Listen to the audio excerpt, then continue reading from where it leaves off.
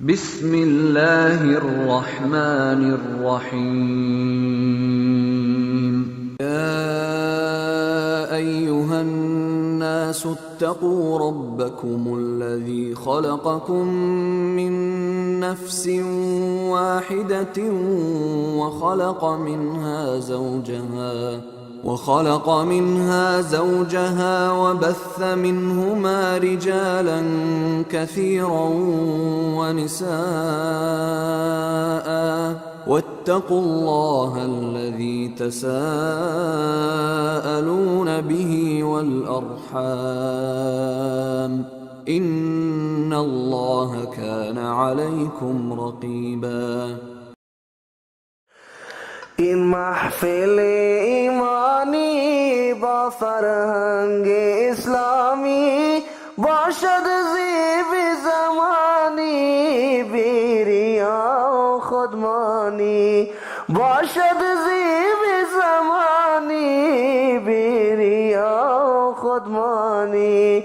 در چوکات قرآنی مبارک شادمانی، مبارک شادمانی، مبارک شادمانی، مبارک شادمانی، مبارک شادمانی، مبارک شادمانی، مبارک شادمانی. هم عروس و هم داماد به هر دو مبارک باد، هم عروس و هم داماد به هر دو مبارک باد. کردید طرز نو ایجاد باشید سر بلند و شاد، کردید طرز نو ایجاد باشید سر بلند و شاد. مرگ بر اسم شیطانی مبارک شادمانی، مبارک شادمانی، مبارک شادمانی، مبارک شادمانی، مبارک شادمانی، مبارک شادمانی، مبارک شادمانی. نه رقص است و نه آواز، نه دال است و نه همساز، نه رقص است و نه آواز، نه دال است و نه همساز. این شیوه شده آغاز تکرارش کنید باز باز، این شیوه شده آغاز تکرارش کنید باز باز. این شیوه است حقانی مبارک شادمانی، مبارک شادمانی، مبارک شادمانی، مبارک شادمانی، مبارک شادمانی، مبارک شادمانی، مبارک شادمانی. در محفل از دوستان خوش آمد در یک مهمان، در محفل از دوستان خوش آمد در یک مهمان. دل کفک شده شیطان تا رضا شود رحمان، دل کفک شده شیطان تا رضا شود رحمان. دین میخواهد قربانی مبارک شادمانی، مبارک شادمانی، مبارک شادمانی، مبارک شادمانی، مبارک شادمانی، مبارک شادمانی، مبارک شادمانی.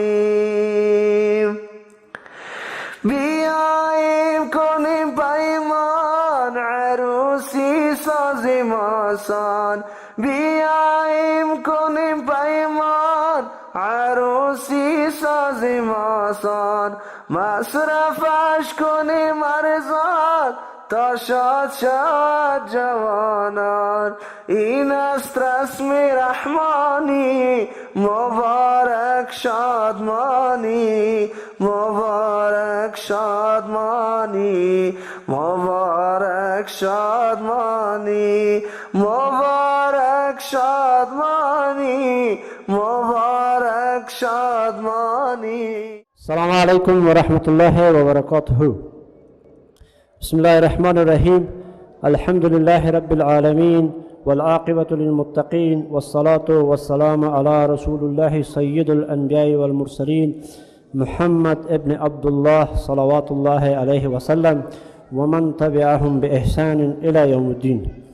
قال رسول الله صلى الله عليه وسلم: النکاح سنتی فمن رغب عن سنتی فلیس منی. عرض خوش آمدید داریم خدمت همه مهمانان عزیز، جوانان، نوجوانان، رشته‌فیدان خیلی محترم و علمای بزرگوار، خصوصا استاد محترم استاد عبدالظاهر دایی و همه دوستان. برای همتون میگم که خیر مقدم براتون میگم و میگیم مانده نباشین و خوش آمدین. دوستای عزیز، قسمی که شما شاهد هستین، امروز من و شما در یک مجلس حضور داریم که الحمدلله میشه بگیم حداقل مجلس من و شما از مبتذلات و آنچه که مورد غضب الله منان است از او بدور است. شما همتون در داشته ها و در ذخیره علمی که نزد خود دارین اینا میفهمین که رقص و ساز و موسیقی حکمش چی است. فکر نکنیم که نیاز به این باشه روی این ما بحث بکنیم.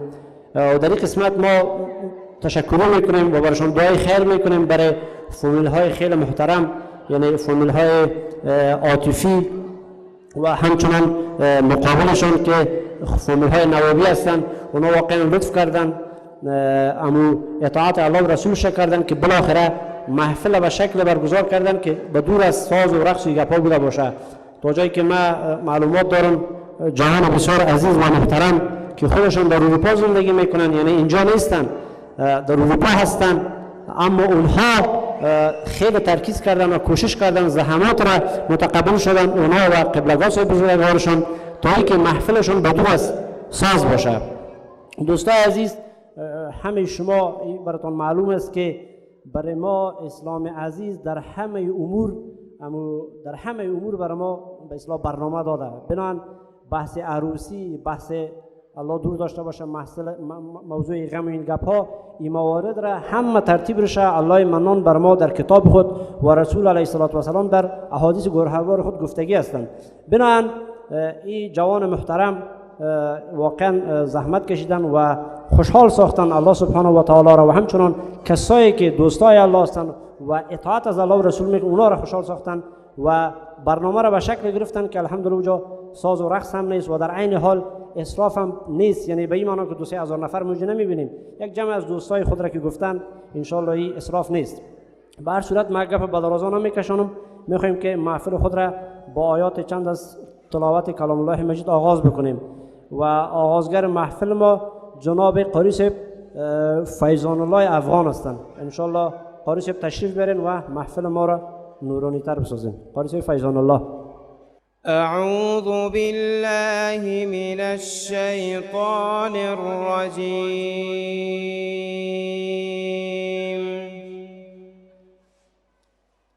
یا ایها الذین آمنوا اتقوا الله ولتنظر نفس ما قدمت لغد واتقوا الله إن الله خبير بما تعملون.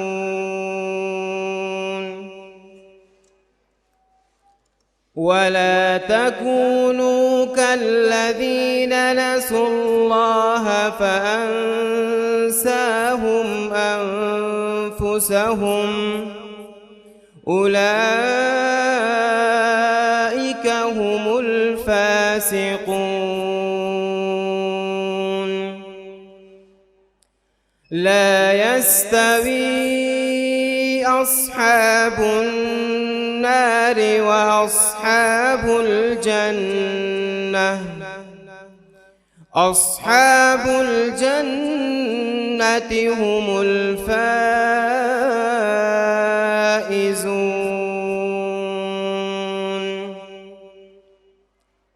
لو أنزلنا هذا القرآن على جبل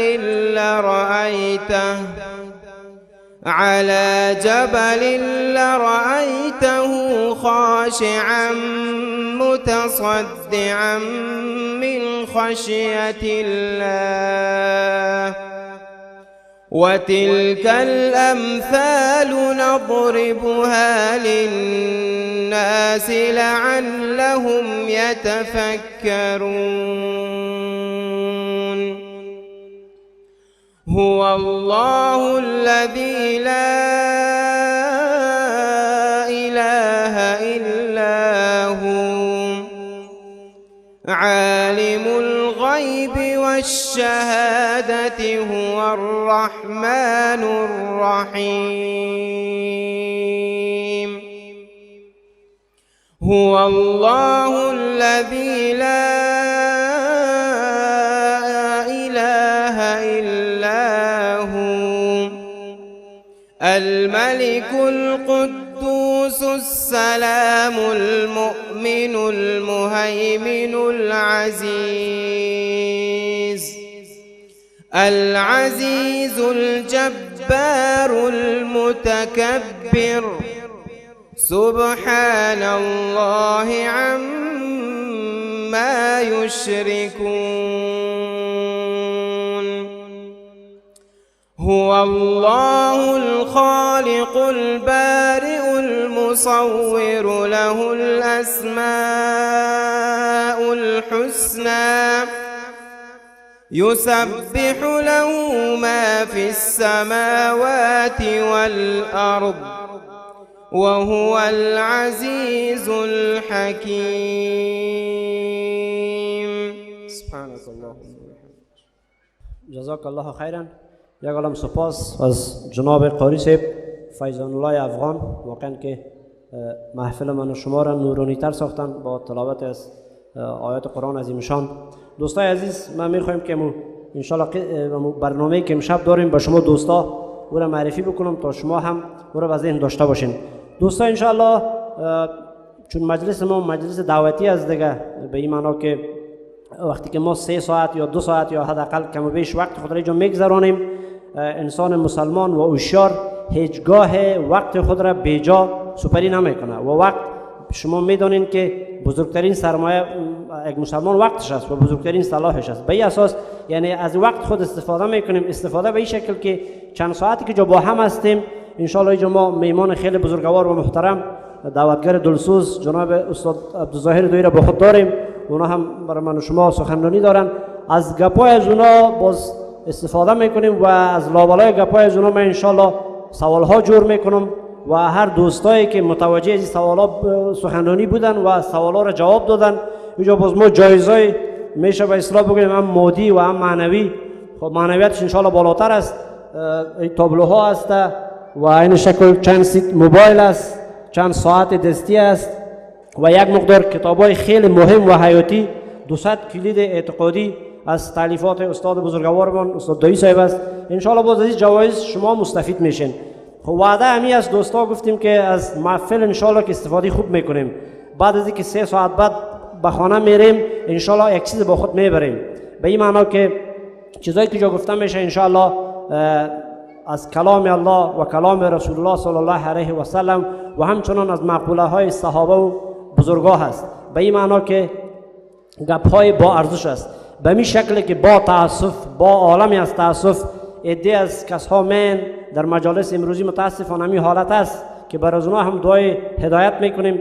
طبعا 500 نفر 1000 نفر من و بعد وقتی که از مجلس میرن متاسفانه با بارهای از گناه به خانه میرن. به این معنا که اونجا نماز شام شاید ممکن کسی بخونه کسی نخونه، بعدش خفتن، بعدش تا 11 به شب هفته و لگن است، غرم و غرم و سر و صدا هست.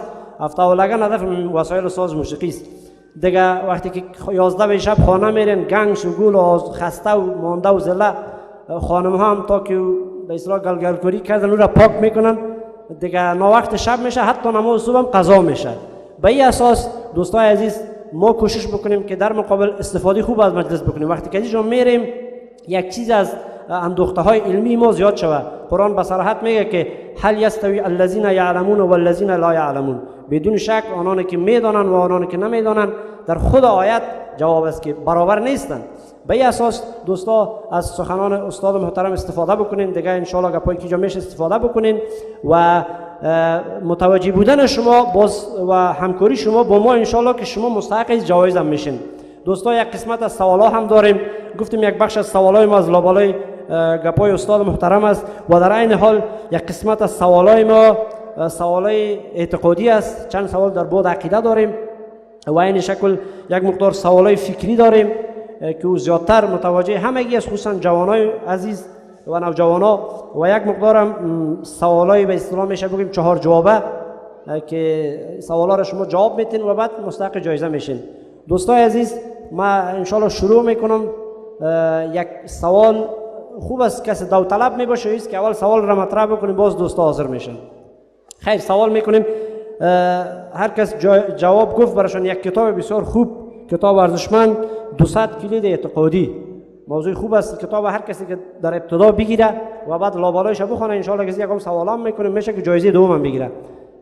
سوال قسمی است که دوستای محترم همین کلمه مبارک را که من شما میخونیم خب بحث‌های زیاد داره، ما زیادش نمیخوایم، صرف کسی باشه که همین کلمه شریف یک کمک شرح بکنه، اینکه شروط کلمه چی است، شکننده های کلمه چی است، مقتضای کلمه چی است و تعهدات کلمه چی است. ان شاء الله سوالای بعدی است. اما یک سوال کمی در مورد همین کلمه مبارک، یکی خویست که ما میخونیم لا اله الا الله محمد رسول الله، این همگی میگه که معناش چی است، اما ما میخوایم که کمک بسیار کوتاه کسی پیدا شود که این کلمه را برای ما شرح بکنه. هر برادری که سوال جواب بده از دوستایی که دو طرف هستن ان شاء الله یک کتاب براشون میتیم. ان شاء الله هر دوستی که بخواد جواب بده ان شاء الله مایک از گلاب جان مایک براشون ببریم. خب کسی هست ان شاء الله که آهسته آهسته جرأت کنین شروع بکنین در مورد کلمه طیبه لا اله الا الله محمد رسول الله. سخنرانی نمیخوایم، فقط کوتاه شما میخواین خاصه اونم براتون مایک میارن، همونجا تشریف داشته باشین مایک میارن براتون. اعوذ بالله من الشیطان الرجیم، بسم الله الرحمن الرحیم. السلام علیکم و رحمت الله و برکاته. و علیکم السلام و رحمت. مهمانان نهایت عزیز، نخست از همه سلام خدمت شما تقدیم میکنم. در مورد کلمه طیبه که بسیار مفاهیم معنای بسیار وسیع داره که ایجاد خلاصه نمیشه، به خاطر که انسان وقتی که لا اله الا الله محمد رسول الله میگه باید این را در عمل خود در هر کاری که میکنه باید الگو قرار بده. بله. این معنایش خاصان است که نیست معبود برحق الا سبحانه و تعالی، الله تعالی و رسول کریم صلی الله علیه و سلم فرستنده برحق شد و این را الگو قرار بده. وقتی که در مقابل باطل قرار میگیره در هر عملی که میباشه این الگو قرار بده که لا اله الا الله محمد رسول الله. وقتی که ما لا اله الا الله محمد رسول الله این را میگیم به زبان میگیم و به قلب تصدیق میکنیم، در هر کار باطلی که ما روبرو میشیم باید این را جزاک الله خیرا. جوابتون درست است. بله. یعنی هر جایی که با هر کاری که روبرو میشیم کلمه لا اله الا الله را باید در نظر داشته باشیم. خاصتا در امور باطل که قرار میگیریم این الگو قرار بدیم که در اینجا با وقت کلمه میخونیم این بسیار باید مقتضای کلمه چیست. بله مقتضای کلمه چیست. جزاک الله. جوابتون دقیقاً جایزه را برشون بدین. جزاک الله. الله براتون اجر بده که مجلس افتتاح کردین. بخیر باشین. تشکر. سبحان الله. خب بسیار خوب محترم جواب دادن، جواب خوب دادن، الله برشون اجر بده. دوستای عزیز خب اینا گفتن که یعنی کلمه لا اله الا الله محمد رسول الله تنها یک معنای تحت لفظی نمیخواد. اینا گفتن که باید وقتی که انسان با زبان او را تلفظ میکنه در قلب هم یعنی به او باورمند درست باشه. خب گپ خوب است. ما یک سوال دیگه هم میکنم. سوال 4 جوابه است. درست؟ سوال 4 جوابه است. خب بهترین محفلی که به اصطلاح عروسی بگیمش یا ولیمه بگیمش، بهترین عروسی کدام عروسی است؟ بهترین ولیمه. ما جوابا را میگم، هر کس که جواب داد، جواب 4 جواب است سوال، هر کس جواب داد مستحق کتاب است. خب سوال قسمی است که بهترین عروسی یا بهترین ولیمه کدام است؟ یک، اونمو ولیمه است که باید پولدارها، سرمایه‌دارها، به اصطلاح عام بگیم کارتن کلانها، اونا تشریف داشته باشن، یعنی مردمای پولدار و سرمایه‌دار و مردمای. یک. دوم سوالی است که در اون مجلس مردم بسیار زیاد باشن، یعنی 3-4 هزار نفر، تا که در توان است باید مردم را ما در ولیمه خود بخواهیم. این جواب به اصطلاح جواب دوم. و جواب سومی است که در ولیمه غذاهای متنوع باشه، 6 رقم پلاو باشه، 5-6 رقم سالاد باشه، نوشابه رقم باشه. و جواب چهارمی است که هیچ کدامش است؟ گزینه اول است، دوم است، سوم، چهارم. سوال انشالله گرفتیم. اون برادر که دست بالا کردن مایک براشون ببریم. بسم الله الرحمن الرحیم. عرض سلام خدمت حضار در تالار. سید ناصر هستم از کابل. و جواب گزینهشان گزینه هیچ کدام درست است. خب هیچ کدام. خیلی جواب سوال چیست؟ جواب سوال همی است که بهترین عروسی است که مصارفش کم باشه، مردم به مقدار هر کس که چه توانش است و مصرف داره چه توان خود مصرف کنه. دوست عزیز شما کمک نزدیک کردین جواب، ولی دقیق جواب ندادین. 3 گزینه را گفتم، در این گزینه متيقن هستین، در این گزینه در کدامش نیست؟ در این 4 گزینه این 4 جواب را که من گفتم نیست؟ نه خیر. خب گفتین که هر کس به حد توانش، ولیکن این جواب نزدیک کردین. اما خیلی کی باشه بران در اون مجلس کیها تشریف داشته باشن؟ من یک نقلم براتون میتونم. کسایی که مستحق غریبایم باشن بهتر است. جزاک الله. جوابتون دقیق است. پیامبر علیه السلام میگن که امو بهترین نکاح امو است، بدترین نکاح اونو گفتن. خب متضادش همین میشه. بدترین نکاح او است که از او پولدارها و سرمایه‌دارها مستفید شوند و فقرا محروم شوند. جوابشون دقیق است. کتاب برشون بتیم ان شاء الله که کتاب مطالعه بکنین و آنچه که در لابلای کتاب است برای دیگه دوستا هم برسونین. جزاک الله. خب دوستا یک سوال دیگه. این سوال 4 جوابه میکنیم. خیلی که ابتدای محفل از دوستا اشتراک بکنن. سوال‌ها ان شاء الله ساده هست. دوستا عزیز شما که اشتراک میکنین متيقن باشین که برای شما اجر است. تعیین اجر از طرف کدام عالم و شیخ و کسی نیست. تعیین اجر الله و رسولش کرده. وقتی که محفلی است که دور از ساز و رقص است و اینجا هم یک مسئله، یک موضوعی که باید فهمیدنش برای مسلمانان نیاز است، او را مطرح میکنیم و کسی که میفهمه او را جواب میده بدون شک اجر میگیره. اشتراک داشته باشین، یعنی با ما همکاری بکنین. خب یک سوال دیگه میکنیم در مورد نکاح. بهترین نکاح کدام نکاح است؟ این هم 4 جواب است. بهترین نکاح همون نکاح است که باید همون پولی که به نام مهر تعیین میشه اونمو تعیین شوه، 1 لک، 2 لک، 10 لک، 20 لک هرچی که شد، ولی باز داده نشه. پول نکاح مهرش تعیین بکنن، باز بگن کی داد و کی گرفت. یک جواب. جواب دومی است که باید همین تعیین مهر بسیار زیاد باشه. 2. سومی است که هیچ باید تعیین نشه. 4م هر 3 جواب صحیح است. کسی گرفتین سوال انشالله؟ کی جواب میده؟ اون برادر مایک براشون ببرین، همراه یک کتاب برین. السلام علیکم و رحمت الله. علیکم السلام. نظر به حدیث پیامبر علیه السلام بهترین نکاح اون نکاح است که ولیمهش کم باشه. ولیمه نه، ما از بحث خود مهر و نکاح مطرح کردم. مهر تعیین باشه خوب است. تعیین باشه، بیخی زیاد باشه، کم باشه، متوسط باشه. نظر به استعداد فامیل جانب مقابل است که ادا کرده بتونه. کمک چرت بزنین، نزدیک کردین، خود دقیق جواب ندادین. ما براتون در بالای سوال نقلم دادم. مهرش کم باشه. خب این از چی میگین؟ متيقن هستین؟ بله. بهترین نکاح است که مهرش کم باشه. کم باشه. خب جزاک الله خیرا. مستحق جایزه هستین. جایزه باشون بدین. درست گفتن. خب میریم دوستای عزیز، یگام سوالای اعتقادی میکنیم. بحث عقیده. شما میدونین که تار و پود ما مسلمان‌ها را بحث عقیده تشکیل میده و فرق ما با دیگران بحث عقیده است. عقیده خیلی موضوع مهم است. شما میفهمین که اگر کسی در اعمال خیلی اخلاص داشته باشه، صاحب اعمال بسیار زیاد هم باشه، اما اگر الله نخواسته در عمل ازی چیز به نام شرک و چیز به نام ریا، که ریا هم یک نوع از شرک است، اینطور موارد اگر باشه بازی دیگه قابل جبران نیست. یعنی اگر انسان از دنیا گناهکار بره او به مشیت الله تعلق داره، اگر خواست بدون حساب کتاب میبخشیش و اگر خواست بعد از جزا به بهشت میبریش.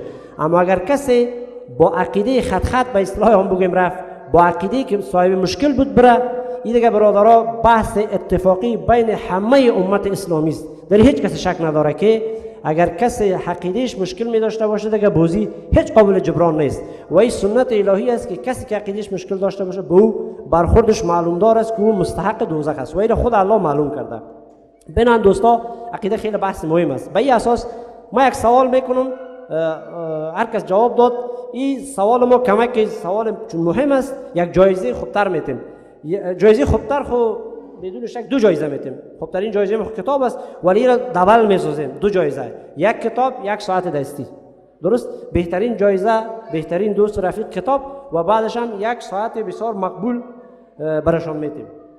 و سوال عقیدوی همی است که اگر کسی در عبادات یک نوع از عبادات اون چی از سجده و رکوع است، حتی انحنار هم جماعت کثیر از علما در جمع عبادت میگیرن. در ادیان گذشته عبادت نبوده اما در شریعت ما اگر کسی برای یک شیخ، برای یک عالم، برای یک دوست خود، برای به اصطلاح بگیم حتی برای پیامبر، برای ولی، برای قبر پیامبر، برای قبر یک ولی الله میره سجده میکنه، مثلا میره با ادای میگه من احترام میکنم، با اساس احترام یا پیر خدا یا شیخ خدا یا استاد خدا یا جای خلاصه مخلوقه، جز الله همه چیز مخلوق است دیگه. داره اگر کسی عبادت سجده میکنه برای ازو، شما در این مورد چی میگین که آیا این در عقیدهش مشکل وارد میکنه یا گناهکار میشه یا عمل شرک انجام میده؟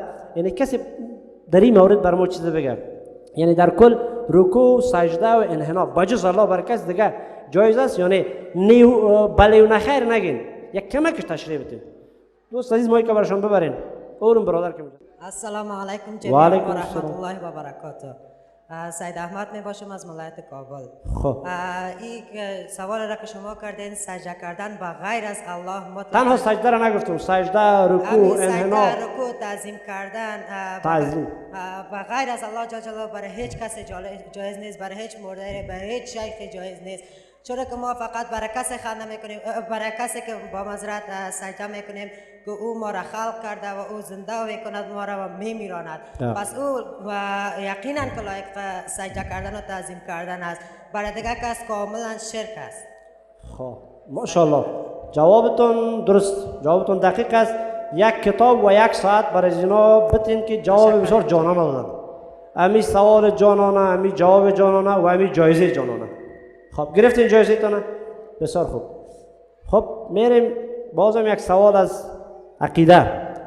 این اگر کسی جواب داد برای این برادرم یک کتاب میتیم انشاءالله، 200 کلید اعتقادی. خب خوب است. این سوال یک لوح میتیم، یک لوح خردتر که داریم همین لوح را میتیم انشاءالله. هر کس جواب داد این جایزه را مستحق میشه. خب کسی پیدا شوه همین انواع توحید، ما که قدر توحید میگیم، توحید خود انواع داره. کسی پیدا میشه که همین انواع توحید برای ما نام بگیرن و بعد یک کمک اگر تانستن شرح هم بتن. اینمی کسایی که دمی روبروی مشیشتن، اینمی مردم هم میگیم که نام نتن، با خاطر که مردم هیچ که ما چی همکاری نمیکنن. دوستا شما هم دوستایتون رو بلند بکنین از ریش سفیدای محترم دیگه کل جوابا رو تقریبا دوست دارم. خب یک دوست هست کسی دیگه از غیر از اونا که انواع توحید را نام ببره؟ شما بفرمایید، ببرین مایک برشون. سلام به همتون. اسمم سمیع الله است. توحید که به معنای وحدانیت و یکتاپرستی است. انواعش بگید. انواعش که است توحید وحیت است. چی؟ توحید الوحیت، توحید ربوبیت است و توحید اسماء و ثنا و صفات. خب نه امی توحید وحیت اشتباه گفتین. وحیت. نه توحید الوحیت. الوهیت هدفتون است. یعنی الوهیت هدفتون است. خب الوهیت، ربوبیت دیگه چی گفتین؟ توحید ثنا و صفات. بیادر ما جایزه رقم مفت نمیتیم. صحیح جواب بده. خب نه به خاطر جایزه ما جواب نمیدم. شوخی کردم، میفهم شوخی کردم. نه جایزه ارزشمند است. خوب است، جوابتون دقیق است. یک کتاب برشون بتین. جزاک الله.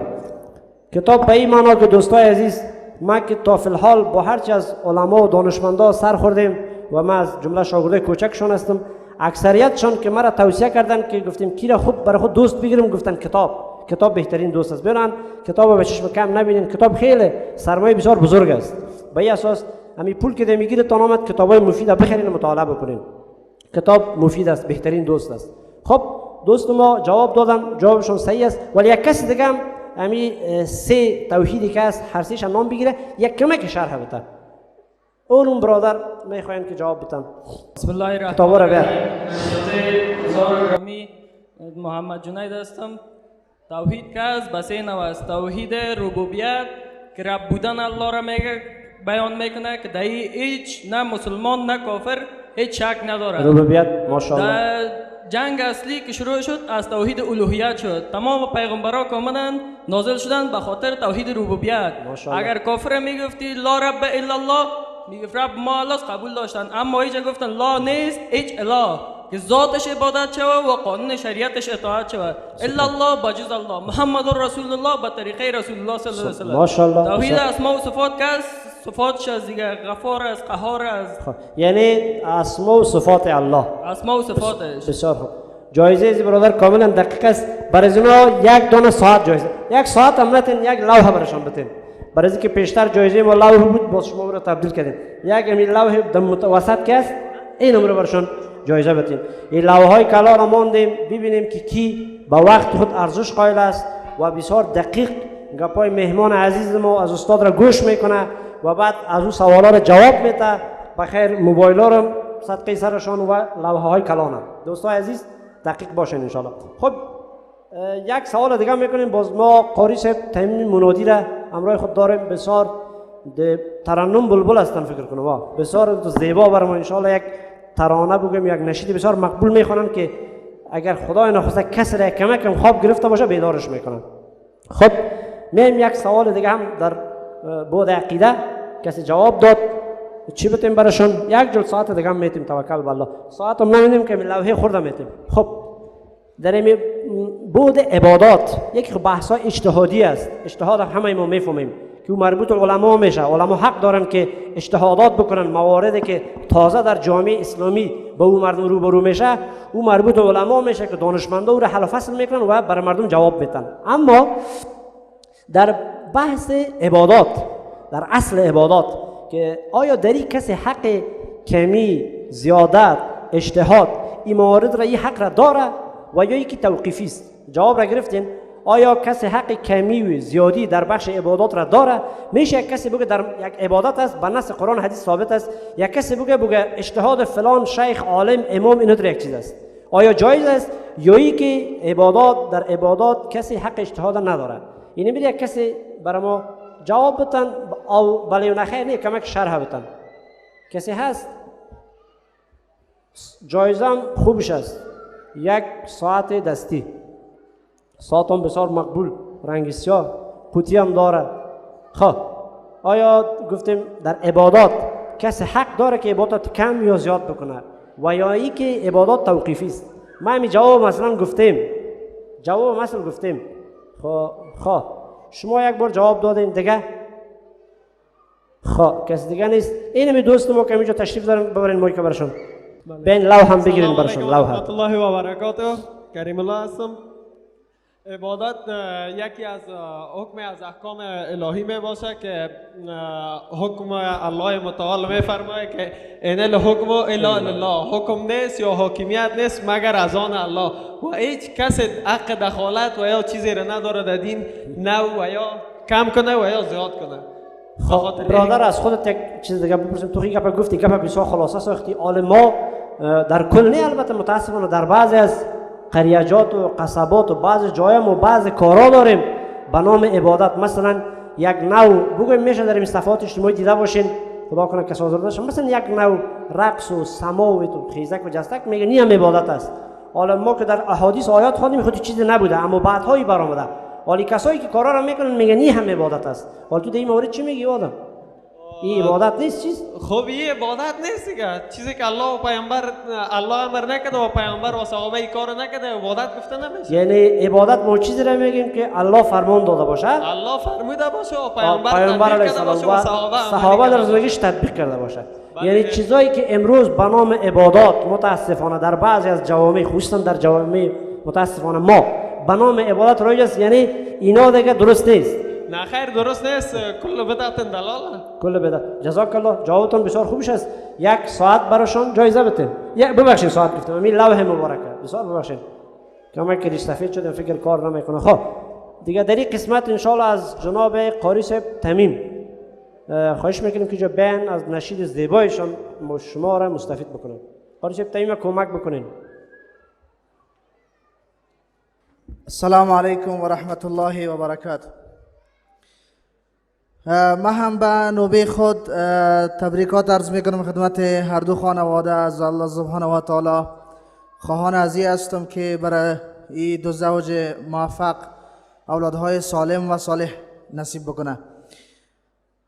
دوستا، من یک نشید میخونم و در این نشید یک راز است. یک سوال میکنم، اگر کسی آماده باشه که 10 صحابه که رسول الله صلی الله علیه و سلم برشان بشارت جنت داده بود در دنیا معرفی بکنن، خوب خواهد شد انشالله. و جایزیش یک جایزی بسیار زیبا هست. جایزیش 1 سیت موبایل است. اگر کسی جواب داد باز انشالله برشان داده میشه. به خاطر که دوستا بهتر آماده شوند و یک نقل برشان شود، من این 10 صحابه را نام میگیرم، ببینم که دوستا گپ مرا گرفتن یا نه. صحابه مظهر حب وجود، صحابه مظهر حب وجود، با ارواح آنان سلام و درود، با ارواح آنان سلام و درود. خصوصاً بده یار جنت عطا که هستند و محبوب رب ودود، که هستند و محبوب رب ودود. زده یار پاک بهشتی شنو، زده یار پاک بهشتی شنو. نخستین ابو بکر صدیق بود، همان کس که فرمود و تا زندم به دین اله نقص ناید وجود، به دین اله نقص ناید وجود. عمر در بهشت اله زنده است، عمر در بهشت اله زنده است و دل نور فاروق تابنده است، و دل نور فاروق تابنده است. شما عید اومد یون احسان او، هر آن کس که ما را مسلمان نمود. شما عید اومد یون احسان او، هر آن کس که ما را مسلمان نمود.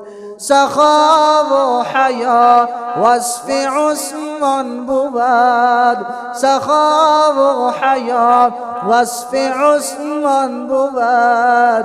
شهیدی که جامع قرآن بود، شهیدی که جامع قرآن بود، شهیدی که جامع قرآن بود.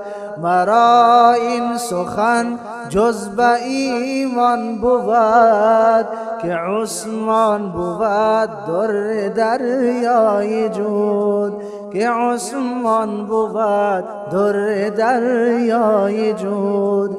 منم سنی و عاشق حیدرم، منم سنی و محب حیدرم. بود شور حیدر همیش در سرم، منم سنی و محب حیدرم، منم سنی و محب حیدرم. بود شور حیدر همیش در سرم محب علی هستم و آل او دلیری که در های خیبر گشود دلیری که در های خیبر گشود ز طلعش نو جان فدای نبی ز طلعش نو جان فدای نبی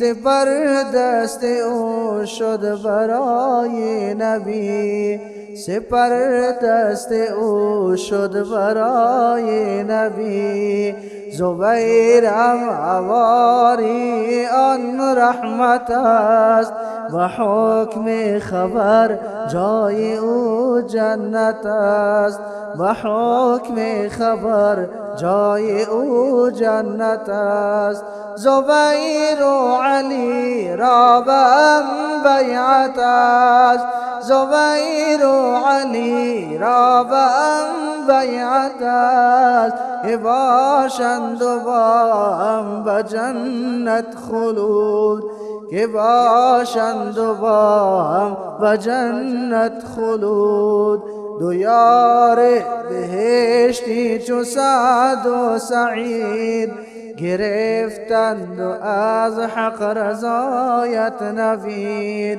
دو یار بهشتی چو سعد و سعید گرفتند و از حق رضایت نوید گرفتند و از حق رضایت نوید تو اسب و عبید شجاعت طلب تو اسب و عبید شجاعت طلب و او داده شد حکم مرضات رب و او داده شد حکم مرضات رب وفا در دل عبدالرحمن عوف بهشت حاصل عبدالرحمن عوف بهشت حاصل عبدالرحمن عوف شدن این عزیزان و جنت مقیم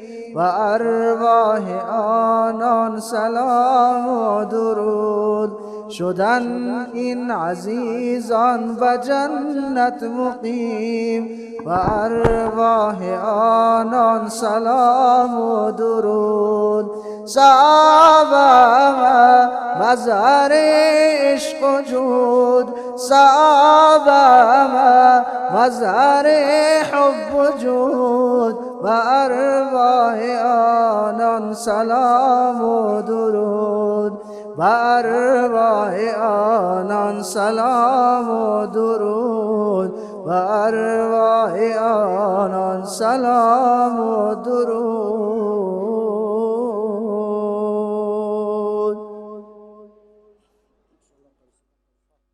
دوستان ببینم که جواب سوال ما را کسی فهمید یا خیر واسف امی جواب تا اگر ما بتونیم چی جایزه میتی؟ قاری صاحب موبایل به تو نمیده چرا بدارم من چی کردم؟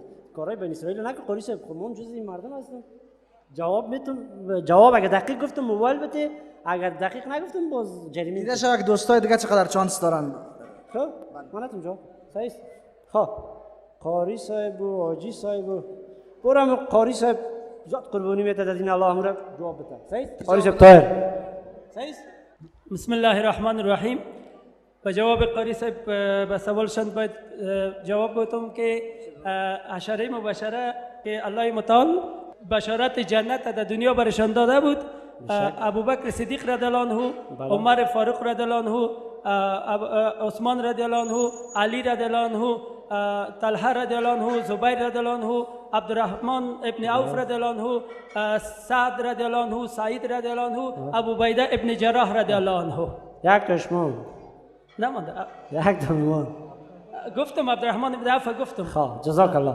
قاری صاحب مستحق جایزه است این جایزه را اون محترم که در پولی استاد ششتن برای قاری صاحب بتن ببخشید این جایزه را برای قاری صاحب بتین که کمک شون کتما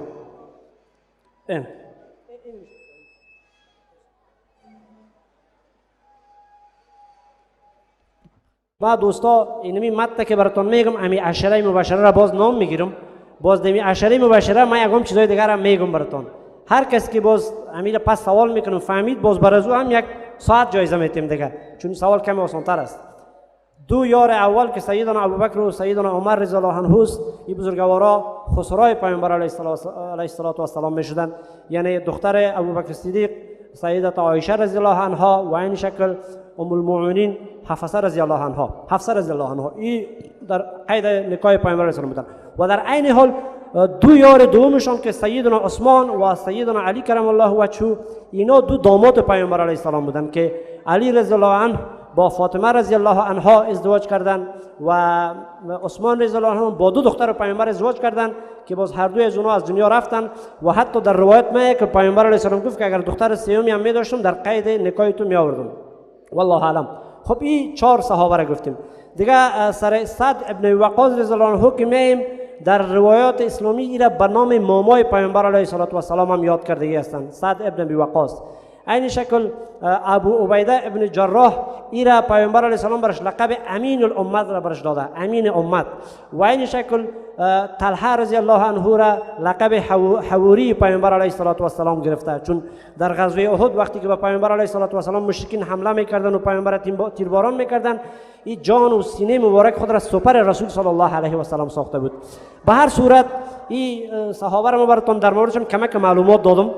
حالا کسی پیدا شوه برای ما بگه که قرابت یا خویشاوندی که بین پیامبر و خلفای راشدین بود چی بود؟ قرابتی که بین پیامبر و خلفای راشدین بود چی بود؟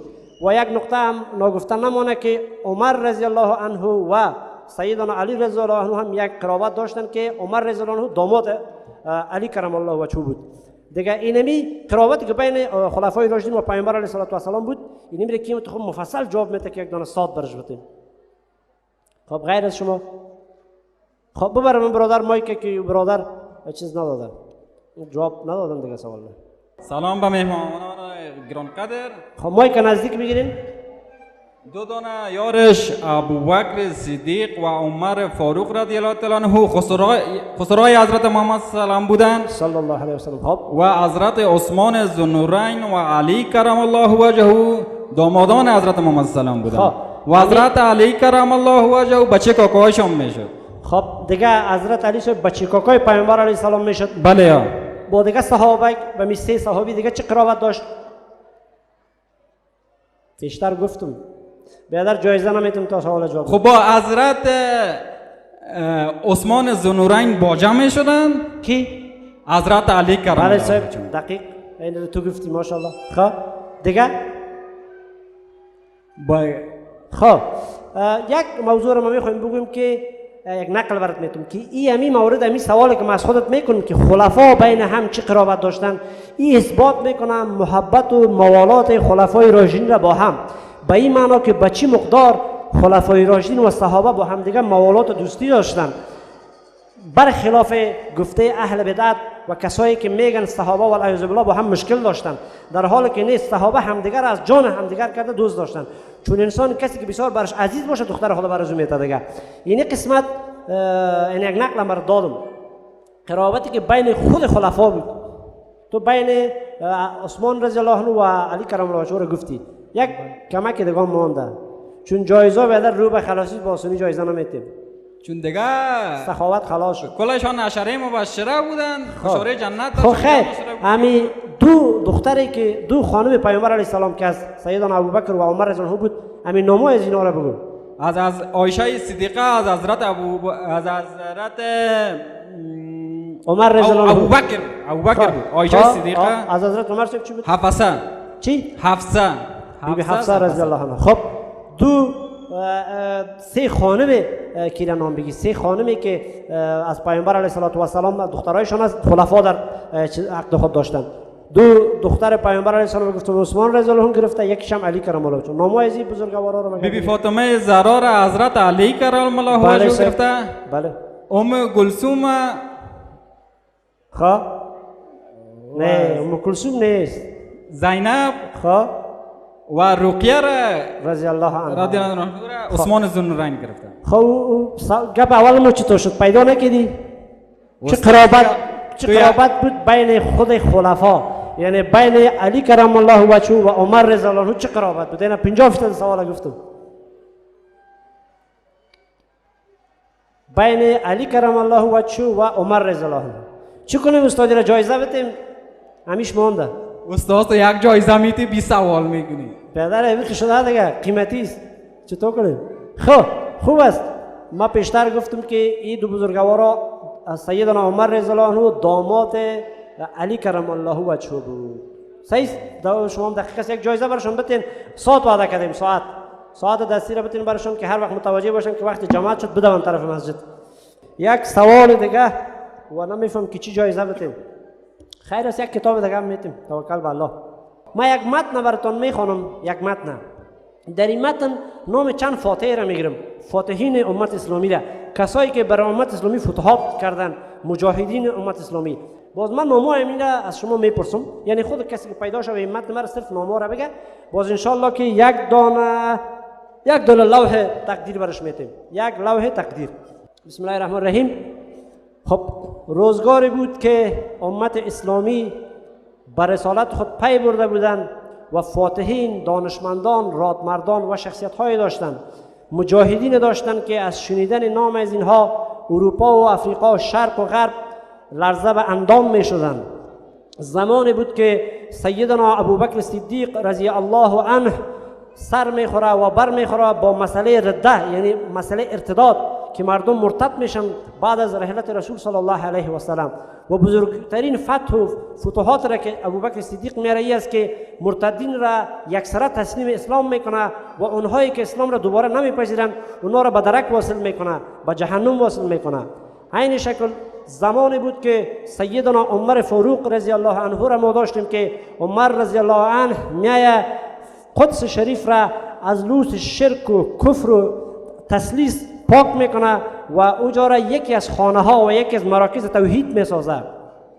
این شکل دوستای عزیز زمانی که پیشتر میم شخصیت را مطالعه میکنیم به نام سیدنا معاویه رضی الله عنه، متاسفانه کسی که در حقش جفا صورت گرفته. سیدنا معاویه رضی الله عنه کسی که اسکندریه را فتح میکنه، کسی که قبرس را فتح میکنه، کسی که مشارف عراق را فتح میکنه و کسی که به اصطلاح امروز خیلی از مراکز و از جاهای مهم روم را فتح میکنه.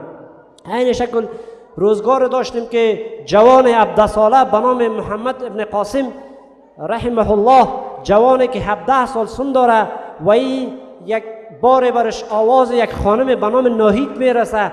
ناهید یک کاغذ را، یک ورق را می نویسه با خون خود، همراه خون خود در اون نوشته میکنه که ما در سرزمین سند، امی هند امروزی، امی گوپرستایی که امروز مسلمان ها را زجر میکنن و امی گوپرستایی که امی اندرامودی لعین چند قبل متاسفانه که چند صد یا چند مسجد را درش بند بست و این شکل چقدر مسلمان ها را زجر کرد. به هر صورت امیر زیل بود که فوج به انصاف میانمار را کمک کرد که علیه مسلمان ها جرم را انجام دادن که تاریخ از یاد از او میشرمد، تاریخ میشرمد رو که در خود ثبت بکنه.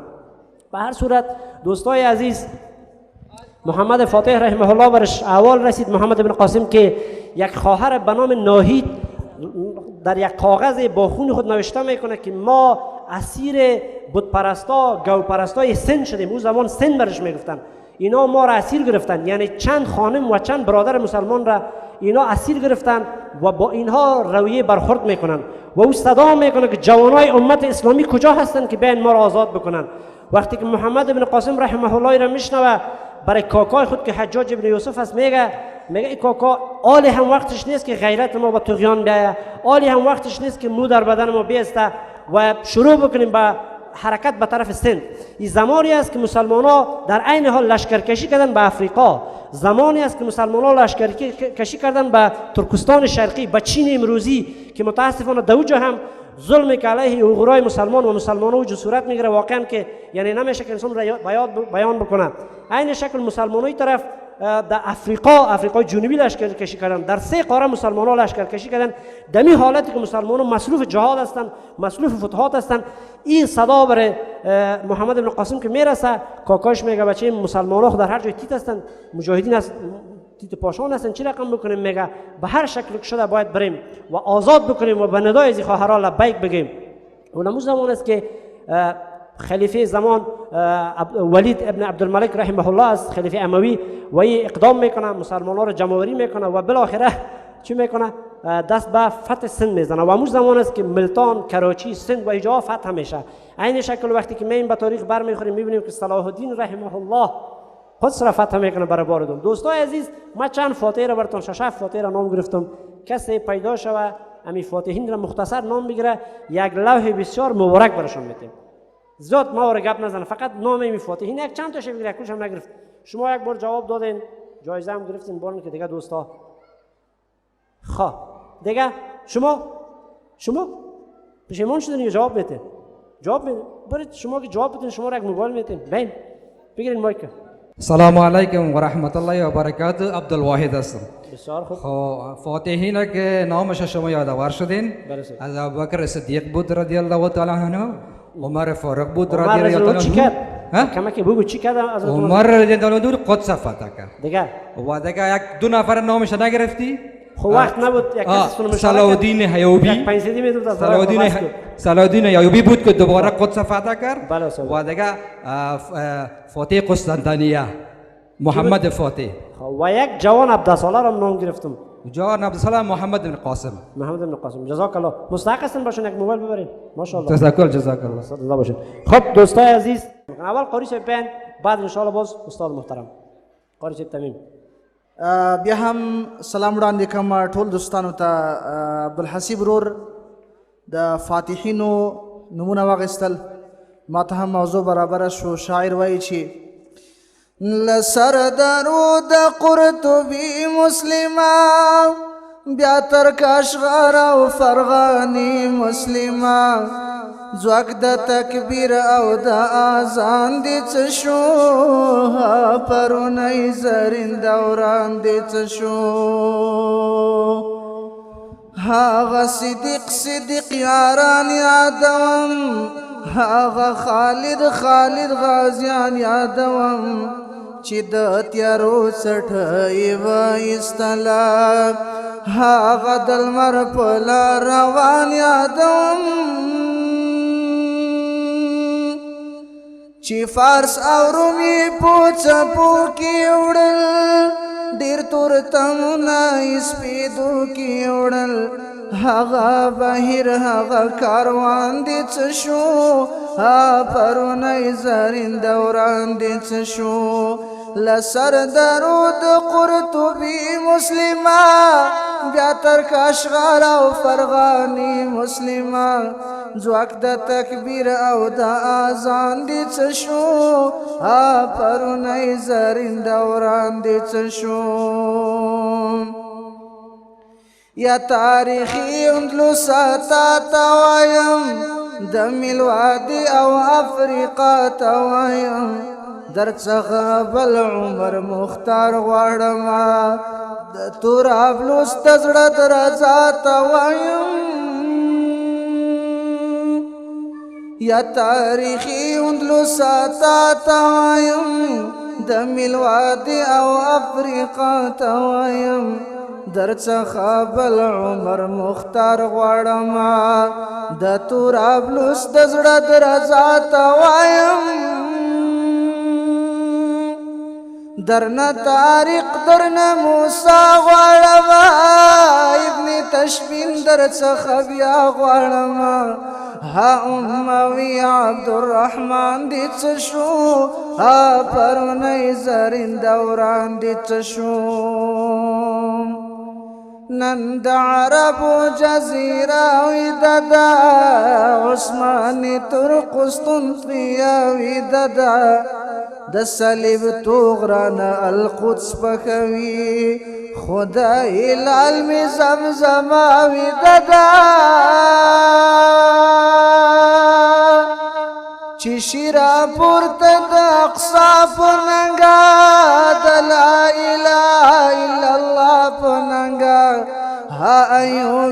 مردی میدان دی چه شو پرونه زرین دوران دی چه شو لارو بر ټول عربا جم لټوم خو محمد ابن قاسم لټوم چې د چنګیز غاښونه یې وبرېښول هغه جلال شیر خوارزم لټوم د ستر امام مزار پردو لاندې کړ بغداد د عصر هلاکو لاندې کړ عباسی تخت و سلطان دی څه شو پرونی زرین دوران دی څه شو مونږ شیشان مونږ ارمان یا رکړه مونږ ترمیز مونږ بخارا رکړه ماورن نهر د پرون قصه شوا مونږ د اسلاف آرام ګای رکړه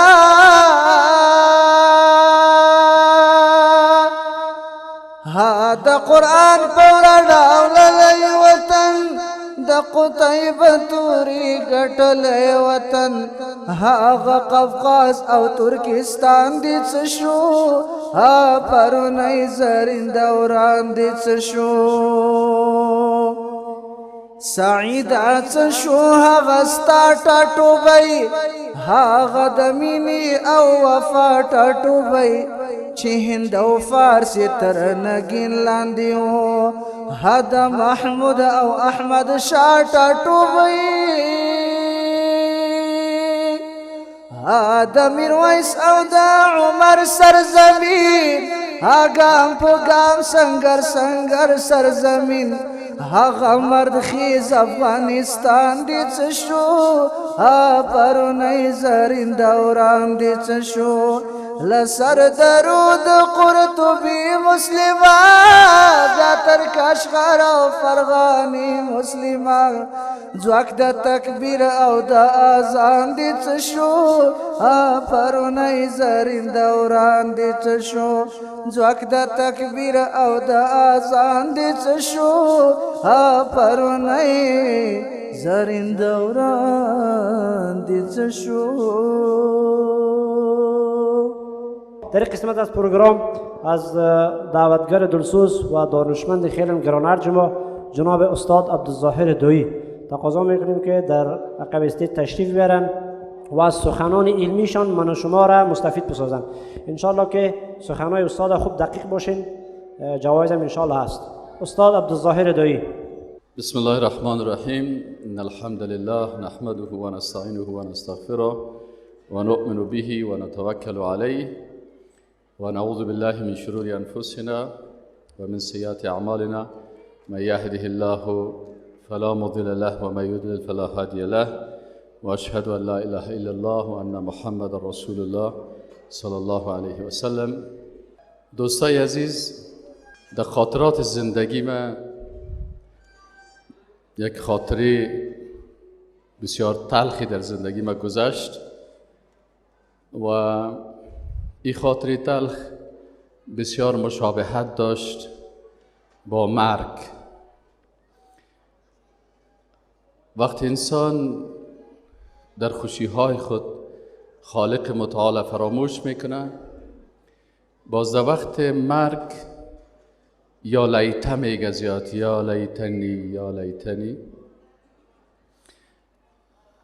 من از قاری صاحب فیضان الحق تقاضا کردم که همراه ما بیایم. بادیگارد من نیست، من الحمدلله تا بال بادیگارد ندارم، نور چشم ماست، من بادیگارد ازی هستم. این آیات قرآنه که مغز انسان بیدار میکنه، قاری صاحب تلاوت میکنه، من فقط براتان ترجمه میکنم تا ببینیم که کسایی که در زندگی دنیا بی تفاوتی میکنن باز در ختم زندگی خود چقدر میگن ای کاش ای کاش ای کاش. اعوذ بالله من الشیطان الرجیم. ويقول الكافر يا ليتني كنت ترابا. انسان‌های بیدین و کسانی که حق قبول نمیکنن، کلمه نمیخوانند، در زمانی که این زندگیشان ختم میشه و عذابای سخت میبینن میگن یا لیتنی، ای کاش کنت ترابا، خاک میبودم، ذلیل میبودم، حیوانات سر من راه میرفتن، انسان ها سر من راه میرفتن، انسان یا انسان بی تفاوت نمی بودم که آلوده عذاب های خطرناک مبتلا نمی بودم.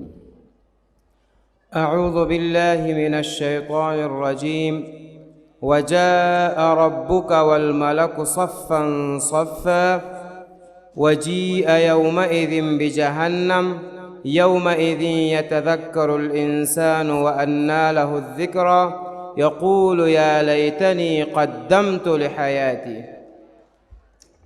در زمانی که رب العالمین با ملائکه میآیند، انسان با چشمای خود دوزخ مشاهده میکنه. وقتی انسان دوزخ میبینه، عذابها را میبینه، انسان چی میگه؟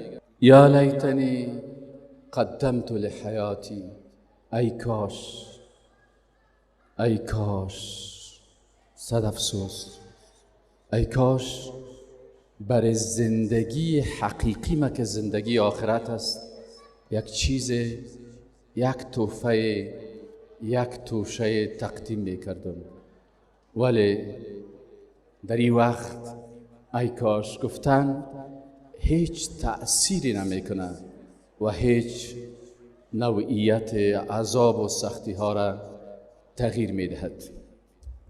اعوذ بالله من الشیطان الرجیم یقول یا لیتنی لم اوتی کتابیه. بعضی کسای دیگه وقتی دفتر اعمال خودم میگیره، در دفتر اعمالش نوشته است که در شب عروسی خود 500 نفر در غضب الله گرفتار کرد، $1000 برای رقاصه و آوازخوان داد، ناموس خود در مقابل نامحرما قرار داد. وقتی برش حق گفته میشد تمرد و سرکشی میکرد، سر کلام الله و سنت رسول الله خنده میکرد، گاه فکاهی میگفت. باز اینجا چی میگن؟ یا لیتنی لم اوت کتابیه، ای کاش دفتر اعمالم به دست من داده نمیشد، ای کاش، صد افسوس، ای کاش دفتری نمی بود و سندی نمی بود. اعوذ بالله من الشیطان الرجیم ويوم يعض الظالم على يديه يقول یا لیتنی اتخذت مع الرسول سبیلا. انسانهایی که از دوستی با رسول الله صلی الله علیه و سلم دوری میکنند، از سنتهای رسول الله صلی الله علیه و سلم اجتناب میورزند، باز میگن یا لیتنی اتخذت مع الرسول سبیلا. یوم یعض الظالم علی یدیه، این ظالم از فرط و کسرت زیاد جگرخونی و خستگی و درد دستای خود دندان میکنن. باز میگه یا لیتنی اتخذت مع الرسول سبیلا، ای کاش به همراه رسول الله صلی الله علیه و سلم راه درست و مثبت اختیار میکردم. ولی آل وقت است که در اینجا پشیمانی و ای کاش گفتن و یا لیت گفتن هیچ تأثیری نمیکنه. یا لیتنی، ای کاش اتخذت مع الرسول سبیلا، کاش با ای رسول الله صلی الله علیه و سلم راهی را اختیار میکردم که امروز در زیر بیرق رسول الله صلی الله علیه و سلم من حیث یک انسان برومند و آبرومند به طرف جنت در حرکت می بودم. ای کاش یا ویلتا لیتنی لم اتخذ فلانا خلیلا. بعضی اوقات انسان وقتی دوستیش به خاطر خواهشات زندگی باشه، یک کسی را به خاطر مالش، به خاطر چیریش، به خاطر خواسته ها و تقاضاهای دنیوی، به خاطر عیاشی، به خاطر سفرهای گناه، به خاطر مجالس شراب نوشی، به خاطر مجالس بادنوشی، به خاطر مجالس رقص، گناه و معصیت دوست خود گرفته باشه و این دوستش در مجالس ایره دعوت کرده باشه که دفتر اعمال ازیره پر از گناه و معصیت ساخته باشه، باز در روز قیامت میگه که یا لیتنی، ای کاش لم اتخذ فلانا خلیلا، کاش که فلان شخص دوست خود نمی گرفتم. لقد اضلنی عن الذکر، این مرا از یاد الله راهگم و گمراه ساخت. کاش که دوست خود نمی گرفتم. ای کاش یک انسان خوب و دینداری را دوست خود می گرفتم که امروز به درد می خورد، ولی من امرای از این بدبخت دوستی کردم، مجلسش مجلس فسق و فاجرانه، صحبتایش صحبتای ظالمانه و منافقانه، عقیدهش هم عقیده فرعون و هامان و شداد و نمرود و ابو جهلانه، روش زندگیش همش به فخر و افتخار و غرور و قوم پرستی، همه عادات ازی سبب شد که من هلاک شوم. یا لیتنی، ای کاش لم اتخذ فلانا خلیلا، کاش که من ایره دوست خود نمی گرفتم. یا لیتنی کنت معهم فافوز فوزا عظیما. وقتی انسان بدبخت انسانهای دیگیره که دوستای خوب هستند، مسلمانهای حقیقی هستند، دفتر اعمالشان به دست راستشان داده میشه.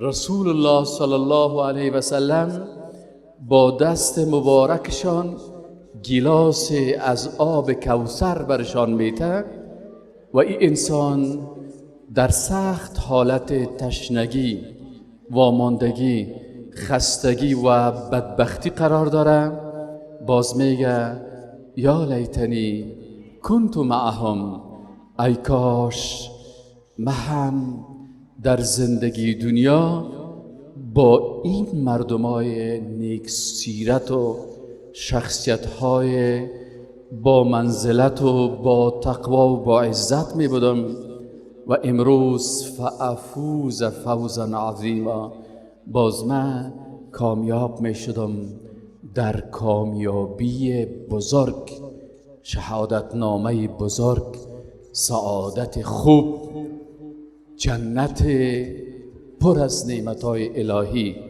امروز امرای از اینا من هم در کامیابی می بودم. ولی ای کاش گفتن از این انسان در این وقت به دردش می خوره، کلا و حاشا، صد افسوس به حال آن انسانی که افسوس های خود را به وقت میگذاره که فرصت از دستش رفته. ما و شما را الله دوست داره. چی فرصتی داده بر ما و شما؟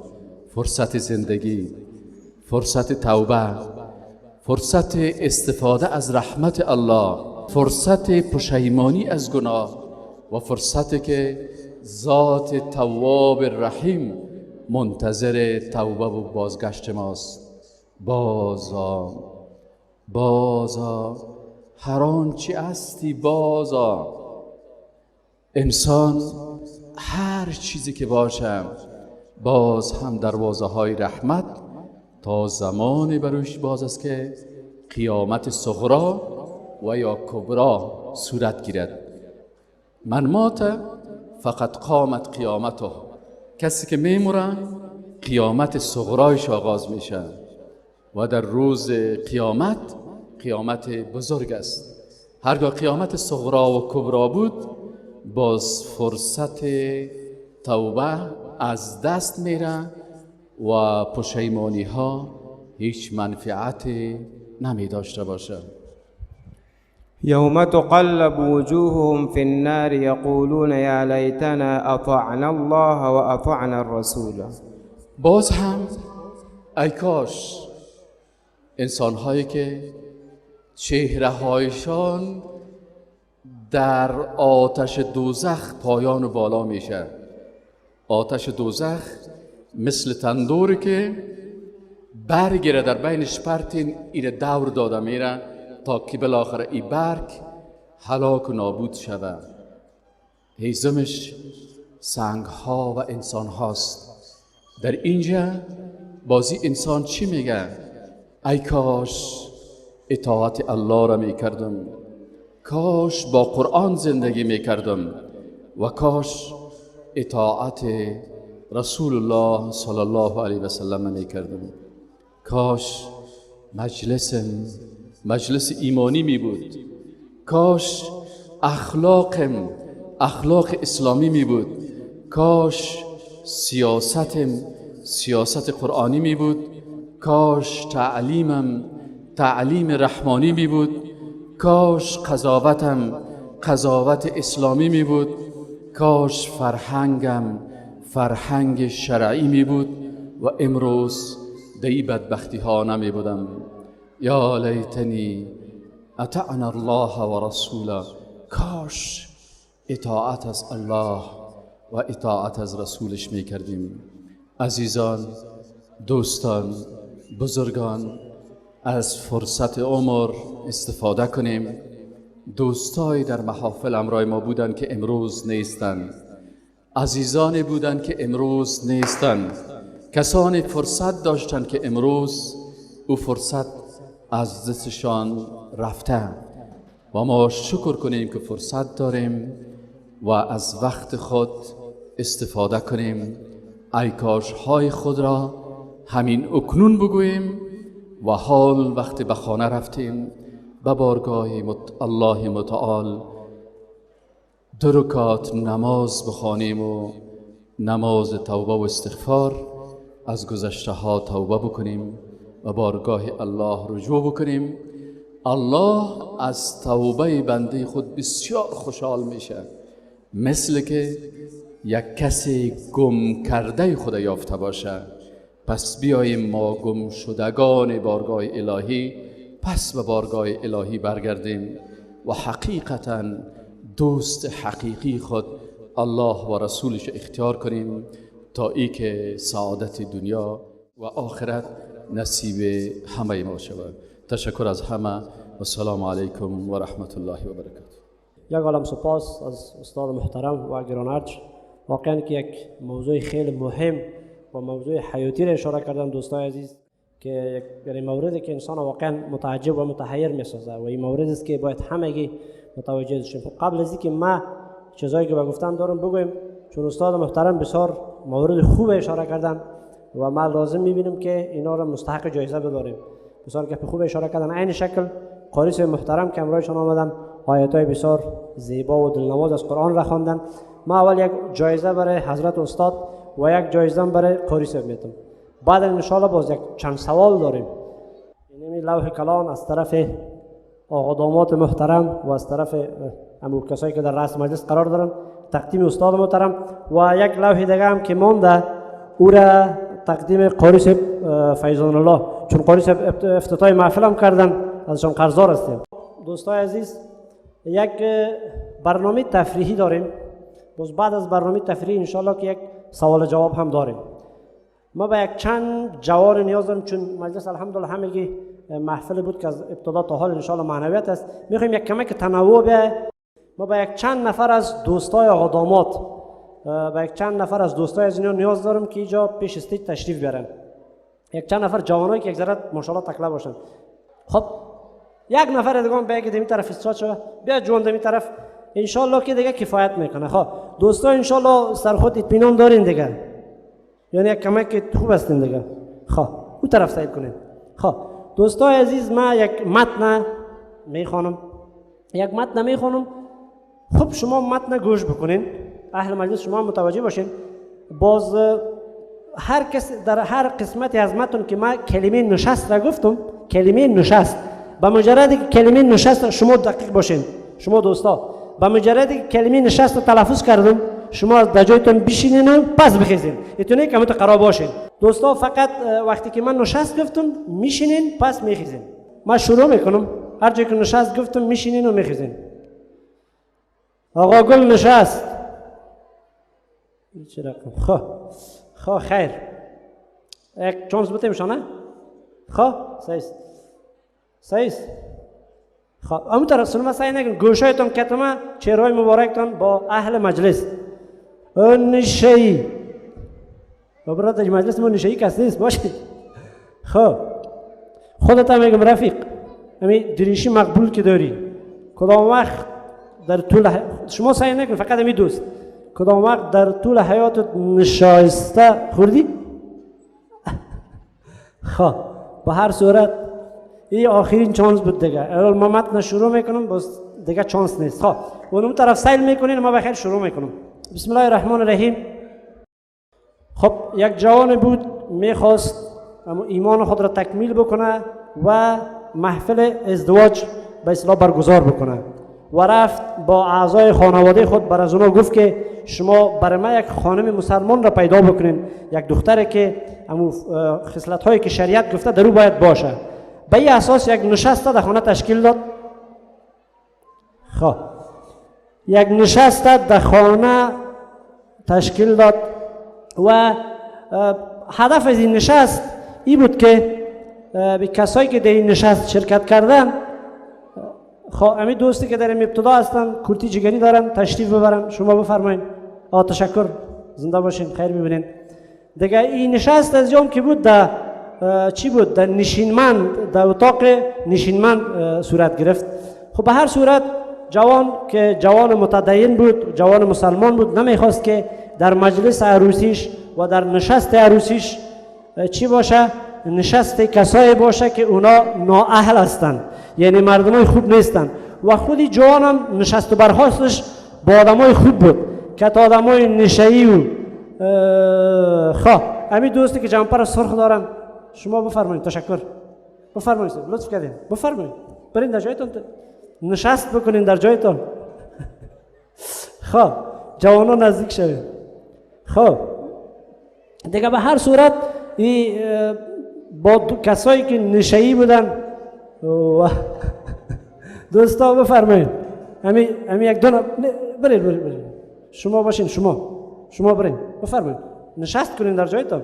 خب دیگه این که نشئی و نشایسته خورا و رفاقت نداشت، بناهن گفت که باید مجلس نشست عروسی ما یک مجلس اسلامی باشه و در این نشست یک نشئی و این شکل نشایسته خور.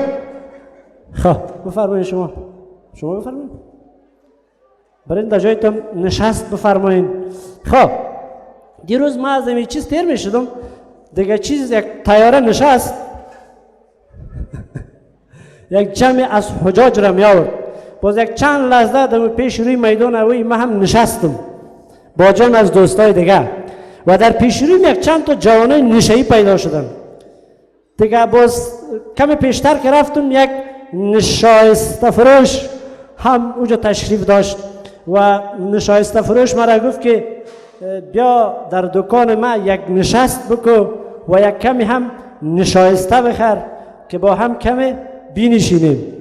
خب به هر صورت این وقتی که جوان همو نشست در خانه، خب بسیار خوب، شما جناب لباسی که واسکت زمستانی دارین تشریف برین در جای مبارکتان. ببخشید صاحب ببخشید. خب دیگه به هر صورت بینشین و بخیزین. خب برادر من نشسته گفتیم شما بفرمایید لطف کردین بفرمایید. تشکر. نزدیک شوین با همسر دیگه به هر صورت بالاخره با کمک پروردگار عالم این محفل این نشستی که تشکیل شده بود نتیجه خوبی داد و متاسفانه که در این مجلس یک همین داماد یک کوکای نشه‌ای داشت دیگه خوب بوغام کرده بود خوب نشه کرده بود گفت ما به می نشست اسلامی که شما میگین مخالف هستم. بفرمایید جناب بزرگوار لطف کردین یک بار شما را چانس دادیم. دیگه گفت که ما با این نشست شما مخالف هستم. باید نشست عروسی اسلامی نباشه. باید در این مجلس نشه‌یا نشستخورا به هر صورت بالاخره بعد از یک نشست و دو نشست و سه نشست و چهار نشست و 5 نشست کاکای نشه‌ای هم قناعت کرد و نشست عروسی جناب شما بفرمایید نشست بکن. شما دیگه موافق شدیم یا کمی دیگه پس است نه پس است. خب انشالله که مجرد است یا مجرد است کمت ماشاءالله. خب بسیار خوب. خب خودت بهتر یک ساعت جایزه میدیم به می دوستای مبارک خودم تو را جایزه میدم برای اینکه جواب دادی.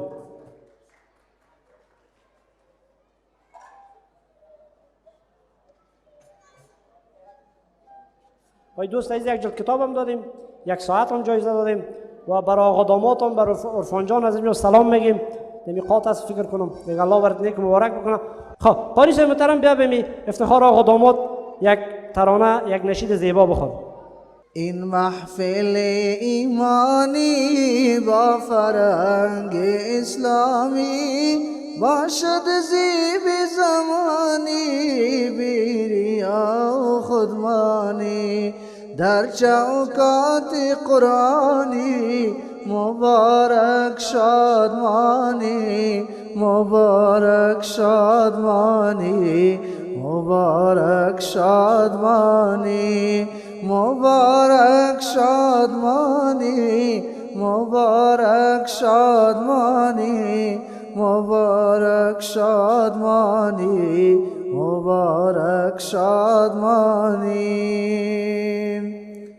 عروس و داماد بر دو مبارک باد کردی طرز خوب ایجاد باشید سر بلند و شاد مرگ بر اسم شیطانی مبارک شادمانی مبارک شادمانی مبارک شادمانی مبارک شادمانی مبارک شادمانی مبارک شادمانی مبارک شادمانی. در محفل عرفان جان خوش آمد در یک مهمان در محفل عرفان جان خوش آمد در یک مهمان دل کفک شده شیطان تا رضا شود رحمان دین میخواد قربانی مبارک شادمانی مبارک شادمانی مبارک شادمانی مبارک شادمانی مبارک شادمانی مبارک شادمانی مبارک شادمانی دا محفل مو ایمانی شنیک مرغم خادی وردو تاسو تال ربنا اولادنا گلالی وایو ټول پیاو آواز مبارک شا مبارک مبارک شا مبارک نوای ژوند جوان و ایراد مبارک شه مبارک مبارک شه مبارک پاک لرقص لساز مبارک شه مبارک مبارک شه مبارک دقی حماس دای و غوښتنه اخلی ټولونه دا ژمنه کړي حماس دای و غوښتنه اخلی ټولونه دا ژمنه چې ودونه مو ساده کړئ دې کې خیر دې ښېګڼه چې ودونه مو ساده کړئ دې کې خیر دې ښېګڼه ټول زلمي به په وادو شي هم به راشي سوکالي غواړو تاسو ته له ربنا اولادونه ګلالي وایو ټول په یو اواز مبارک شه مبارک مبارک شه مبارک نوی ژوند نوی راز مبارک شه مبارک مبارک شه مبارک پاک لرقص هم لسال مبارک شه مبارک مبارک شه مبارک مبارک مبارک مبارک شه مبارک مبارک مبارک مبارک شه مبارک بارك الله لكما وبارك عليكما وجمع بينكما في خير. عرفان جان یکم سوالات داریم بیادر چطور میشه؟ انشالله زیر تاثیر خود نمیری؟ نه ماشاءالله شیر استی یکی همین دلی وقت فتنه یک کار کردی که مجلس اسلامی گرفتیم من میگم از طرف ما شیر استی چی حال داری صاحب؟ الحمدلله صحتتون چطور است؟ فضل خداوند خوب است. فعلا درجه حرارت بدن شما چه رقم است؟ پایین است بالاست؟ یعنی متوسط است؟ ما احساس میکنم از ظاهر شما که شاید بالا باشه یا نیست؟ متوسط است؟ چونی یک حالتی است که من خودم تقریبا یک سال کم بیشتر از ازدواجم گذشته همین شب کمک آدم هیجانی می باشه و هر صورت چی احساس داری آقا عرفان عزیز؟ من خب میفهم احسان است بیان کردن نمیتونی یک کمی بگو. الحمدلله احساس خوشی میکنم امروز. خب ماشاءالله. از چی بابت احساس خوشی میکنی؟ چرا؟ به خاطر ببخشید به خاطر اینکه که خودت صاحب خانم شدی جوره شدی یا دیگه مسائل هم هست؟ طبعا اون مسئله هم هست. ایمان تکمیل شده بله. و دیگه مسئله دیگه که الحمدلله دوستام تشریف آوردن. بله. دیگه بزرگای ما آمدن، عزیزای ما آمدن، استادای بزرگ ما آمدن. جزاک الله. این واقعا یک افتخار است به من. جزاک الله. من هم از طور یک شاجوان عمود یک انتظار داشتم که عمود جواب را برای ما بدی. بدون شک که انسان نکاح میکنه ایمانش تکمیل میشه، اما از او که در جای او خوشحالی در جایش، اما خوشحالی کلانتری است که الله تعالی توفیق را داد که خشت ابتدای زندگیت را با فسق و فجور و گناه و معصیت نموندی، یعنی ابتدای زندگیت با رضایت الله آغاز کردی. از این بابت خوشحال هستی، خوشحالیت هم خیلی بجا است، مبارکت باشه. امیدوار هستیم که الله من و شما و همه بزرگواری که جا هستیم در جنت با هم جمع بکنن. الله آمین. با عزت باشه. خب آقا داماد عزیز یکم سوالای دوام میکنیم. خیر تو را دیگه ما چی جایزه بدیم بیادر؟ بهترین جایزه را خسر جان محترمت برای تو داده دیگه. ما دیگه تو چی بدیم تو را؟ به هر صورت بنام تو را جایزه نمیتیم، دعا میکنیم برات. دوست عزیز چی پیام داری برای جوانایی که در سن و سال ما خودت قرار دارن هنوز ازدواج نکردن و یا که نامزاد هستن یا که هنوز نشدن نامزاد، وقتی که عروسی میکنن چی بکنن؟ مثلا چی رقم مجلس باشه؟ پیامت من حیث یک جوان چی است برشون؟ مختصر. ماشاءالله. سوال بسیار عالی. امروز واقعا آدم میبینه که شما فرمودین وقتی که آدم در راه حق روان میباشه بسیار مشکلات مشقت پیش روی آدم میباشه و آدم باید صبر و حوصله بکنه، دعا بکنه، دیگه اراده قوی داشته باشه، از بزرگای خود، از علمای خود آدم مشوره بگیره. سبحان الله. جزاک الله. خب یعنی گپ پیام شمایی است که ما هم یک مقوله سیدنا عمر رضی الله عنه یادم آمد که عمر رضی الله عنه میگه که گفتن حقیقت و عمل کردن به حقیقت خیلی دوستار از ما گرفت، یعنی توحید از ما خیلی دوستا و عزیزار از ما گرفت. بنابراین ما پیام خودت همین چیز است که وقتی که تو اراده کردی که مجلس تو مخالفت با شریعت نداشته باشه، کسایی پیدا شدن که مخالفت کردن، ولیکن مسلمان مؤمن و موحد کسی که معاملش با پروردگار عالم است، او از ملامت کننده ها هیچ بیم و هراس نداره. خب بسیار زیاد تشکر. بازم برای خودتان میگم که بارک الله لکما و بارک علیکما و جمع بینکما فی خیر. با خود شما و خواهر محترم بسیار تشکر که جواب دادین. استاد محترم تشریف آوردید. جزاک الله خیر. بارک الله فیک.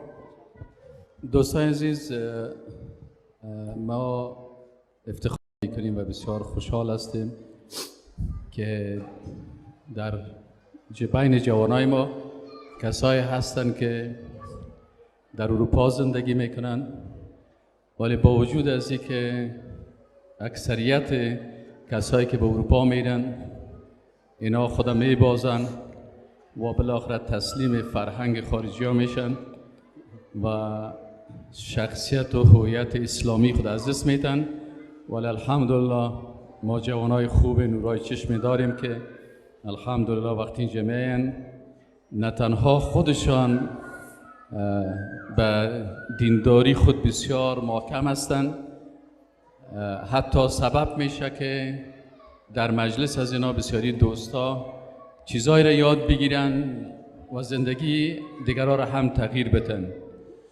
واقعا وقتی که من جوان دیدم، من مریض هم هستم در بسیاری جایا، دیروز برش گفتم که من شبانه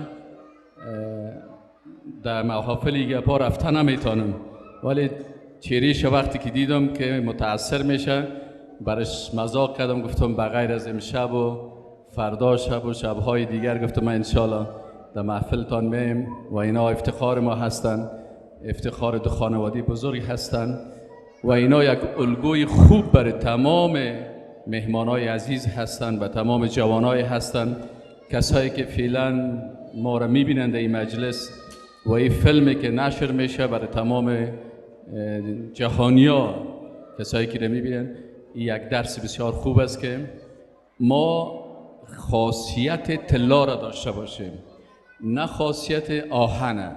فرق بین طلا و آهن چیز دوش فلز هستند، لکن طلا هیچ وقت تحت تأثیر امو جایی که می باشه قرار نمیگیره. اگر شما یک طلا را در یک جای بسیار خرابم پرتین، او امو اصلیت خود حفظ میکنه، اما این آهن است که زود با یک کمک آب ایره زنگ میزنه.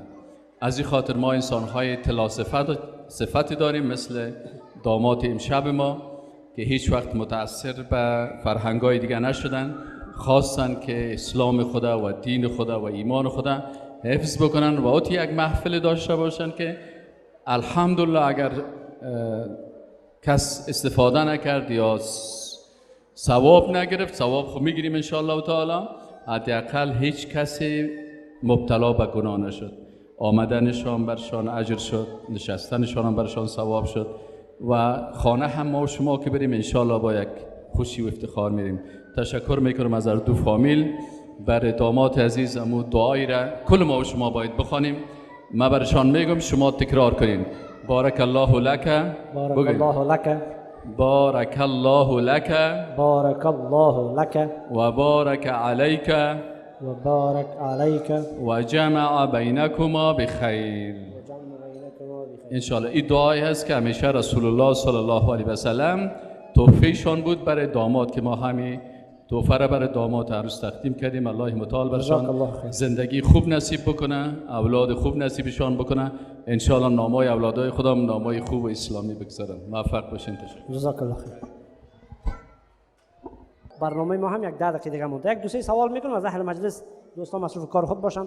سوالی از دوستان عزیز من یک سوال میکنم، متوجه باشین. جایزش یک جلد کتاب، یک موبایل.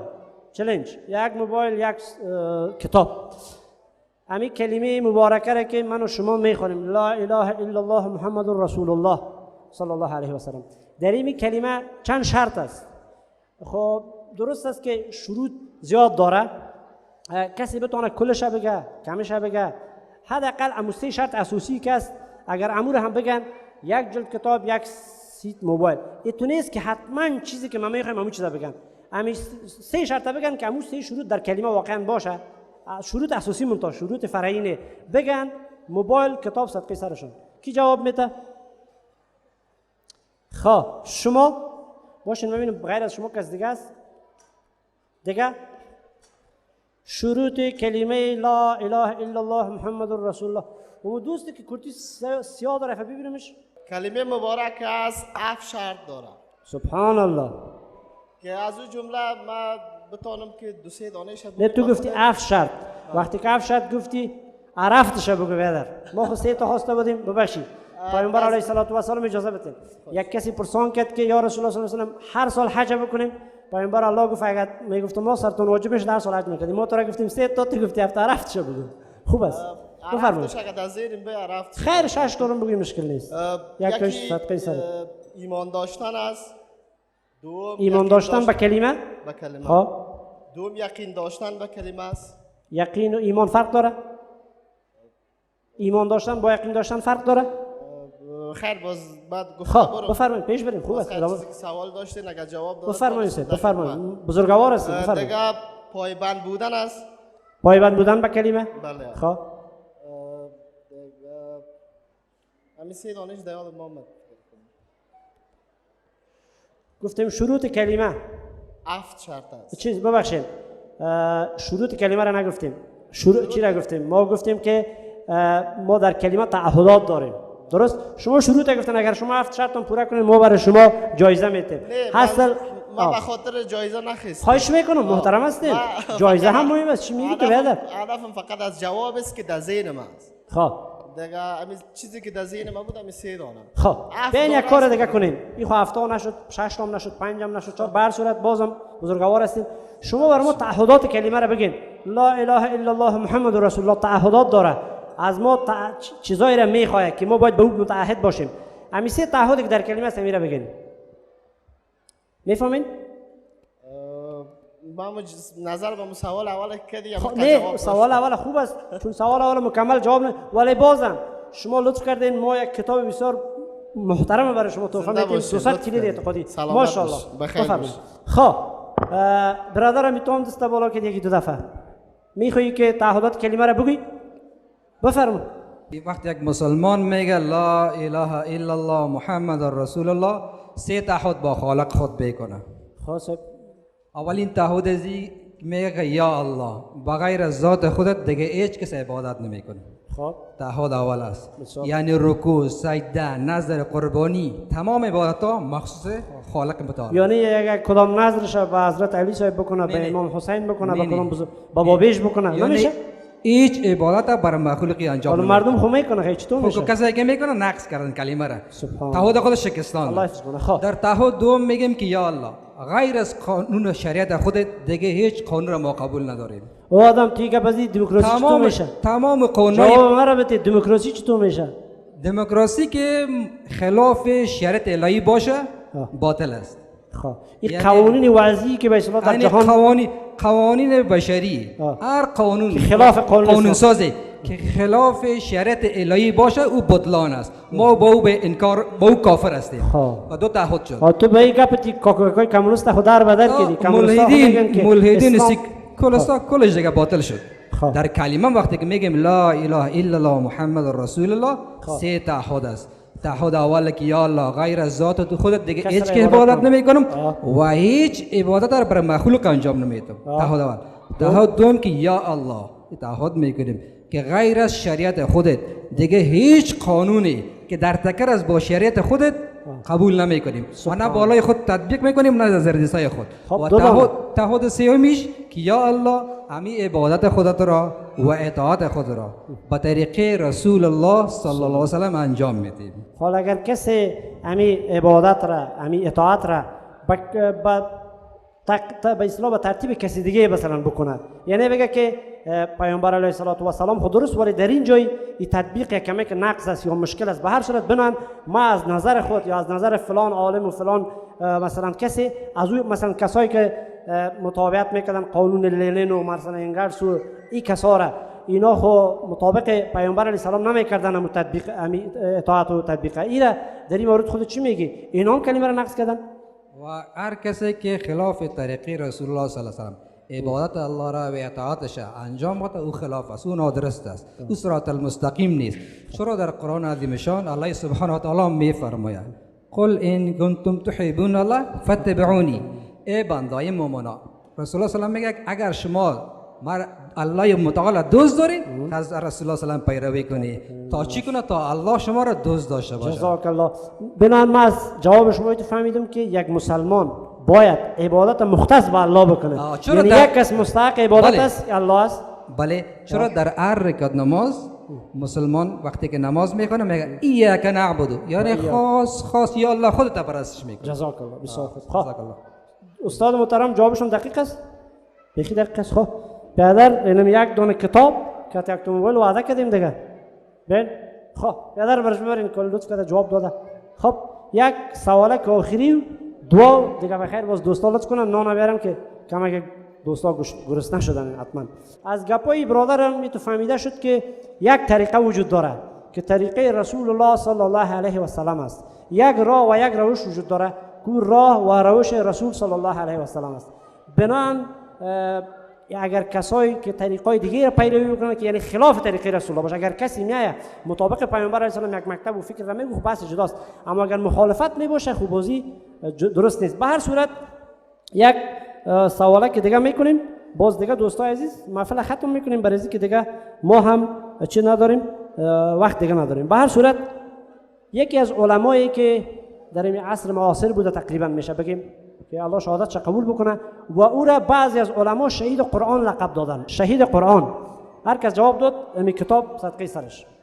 کتاب از خودم بود خو خیر رسیدم جایزه میتیم به نام شهید قرآن، به خاطر تفسیر قرآن و به خاطر نوشتن دیگه کتب اسلامی و به خاطر بیدار کردن امت اسلامی بالاخره محکوم به اعدام شد و در زیر چوبه های دار حکومت ظالم اون وقت اعدام شد. این عالم نامش کی است؟ ما برای از که چی شود دیگه دوستان اشتراک بکنن یک نقل میتیم. اینمی بزرگمرد از مصر بود، کشور عربی مصر. خب امو جوان او بدر نقل نگی نقل او جوان چی شدی بیانه؟ خب همین آدم کی بود؟ شهید قرآن. مایی که برشون ببریم امروی کتاب بریم. لقب کرسی شهید دادن. شهید قرآن. بله. کی بود؟ کرسی. کی؟ مرسی؟ بله. هدفتان است محمد مرسی؟ بله. خب نه درست است که محمد مرسی هم یکی از رهبرای مصر است و به شکل ظالمانه از بین رفت، اما نه ما گفتم کسی که مجاهد و مبارز و شهید قرآن برش گفته شده نزدیک کردی دمو سرزمین رفتی دمو طرفا رفتی اما کمک پیش برو. گفتم کسی که شهید قرآن و او تفسیر قرآن هم نوشته کرده.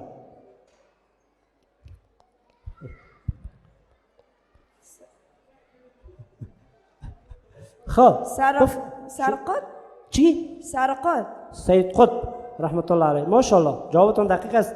یک جلد کتاب جایزه بگیرید.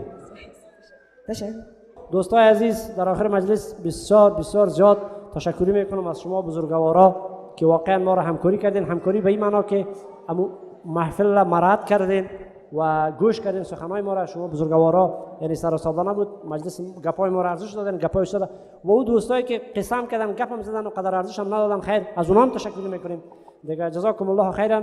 دعا میکنیم استغفر الله لی و لکم و لسایر المسلمین. جزاکم الله خیر. این محفل ایمانی با فرهنگ اسلامی باشد زیب زمانی بیریا و خودمانی، باشد زیب زمانی بیریا و خودمانی، در چوکات قرآنی مبارک شادمانی، مبارک شادمانی، مبارک شادمانی، مبارک شادمانی، مبارک شادمانی، مبارک شادمانی، مبارک شادمانی. هم عروس عروس و هم داماد به هر دو مبارک باد هم عروس و هم داماد به هر دو مبارک باد کردید طرز نو ایجاد باشید سر بلند و شاد کردید طرز نو ایجاد باشید سر بلند و شاد مرگ بر اسم شیطانی مبارک شادمانی مبارک شادمانی مبارک شادمانی مبارک شادمانی مبارک شادمانی مبارک شادمانی مبارک شادمانی